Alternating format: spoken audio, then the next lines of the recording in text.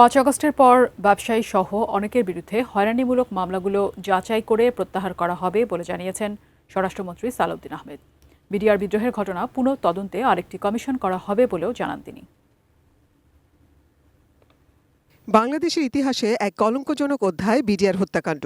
দেশের চৌকস সেনা সদস্যদের নির্মমভাবে হত্যার মূল পরিকল্পনাকারী কারা তা এখনও রহস্যই। এই হত্যাকাণ্ডের সুষ্ঠু বিচার বিএনপি নির্বাচনী ইশতেহারেরও এক গুরুত্বপূর্ণ প্রতিশ্রুতি। সকালে সচিবালয়ে স্বরাষ্ট্র মন্ত্রণালয়ে সংশ্লিষ্ট বিভিন্ন বাহিনীর প্রধানদের সঙ্গে দীর্ঘ বৈঠক করেন স্বরাষ্ট্রমন্ত্রী। বৈঠক শেষে সাংবাদিকদের তিনি জানান, বিডিআর বিদ্রোহের ঘটনা পুনঃ তদন্তে আরেকটি কমিশন হবে। বিডিআর ঘটনাটা পুঙ্খানুপুঙ্খ পুনঃ তদন্ত অথবা একটা কমিশন গঠন করে কমিশনের রিপোর্ট অনুসারে কাজ করবে।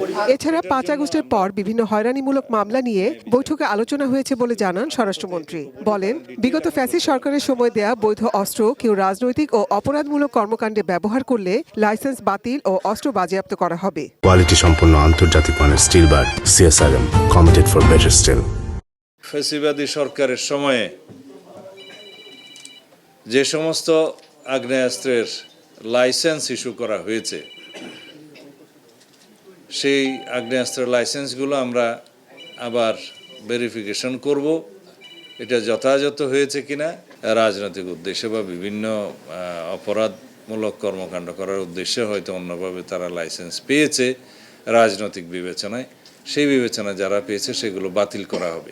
৫ই আগস্টের পরে বেশ কিছু মামলা হয়েছে, এখানে কিছু সুবিধাবাদী শ্রেণীর মানুষ এগুলোর সুযোগে ভোগান্তি সৃষ্টির জন্য অনেককে আসামি করেছে, যারা সেখানে জড়িত থাকার প্রশ্নই আসে না।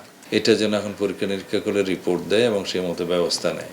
পদ খালি থাকায় শিগগিরই পুলিশে ২৭০১ জন কনস্টেবল নিয়োগের প্রক্রিয়া শুরু হবে জানিয়ে তিনি বলেন, লটারি নয়, যোগ্যতার ভিত্তিতে নিয়োগ, পদায়ন ও বদলি হবে। পুলিশের কাজে কেউ হস্তক্ষেপ করতে পারবে না বলেও জানান স্বরাষ্ট্রমন্ত্রী। ডিপার্টমেন্ট যাকে দক্ষ উপযুক্ত যেখানে দেয়া মনে করবে সেই হিসাবে এগুলো করার জন্য আজকে নির্দেশনা দেওয়া হয়েছে।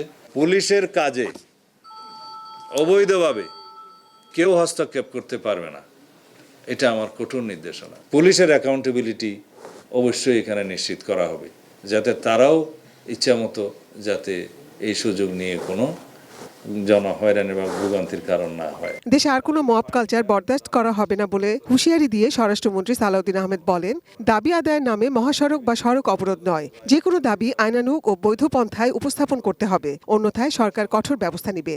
আমরা রিয়েক্ট করব খুব কঠোরভাবে। দেশে কোনো মব কালচার থাকবে না। নাজিয়া আফরিন, এটি নিউজ, ঢাকা।